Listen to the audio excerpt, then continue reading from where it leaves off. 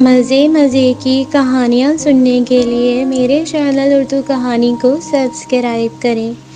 آج کی کہانی کا نام ہے عقل مند بکری۔ کہتے ہیں کہ دو بکریاں کسی پہاڑی پر رہا کرتی تھیں۔ ہری ہری گھاس کھاتی تھیں اور چشمے سے ٹھنڈا ٹھنڈا پانی پیتی تھیں۔ اس چشمے کے پل پر ایک لکڑی کا تختہ رکھا تھا۔ اتفاق سے ایک دن دونوں بکریاں مخالف سمت سے آمنے سامنے آ گئیں۔ پل اتنا چوڑا نہ تھا کہ دونوں ایک ساتھ گزر جاتیں۔ دونوں تھوڑی دیر کھڑی سوچتی رہیں، پھر ایک بولی، بہن، میں نے ایک تدبیر سوچی ہے۔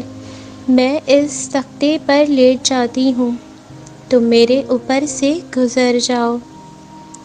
دوسری بکری نے ایسا ہی کیا، اور جب وہ پل کو پار کر گئی تو عقل مند بکری بھی اٹھ کھڑی ہوئی اور پل سے گزر گئی۔ اس کہانی سے ہمیں یہ سبق ملتا ہے کہ تدبیر کرنے سے مشکل حل ہو جاتی ہے، اس لیے ہمیں مشکل کے وقت تدبیر ضرور کرنی چاہیے۔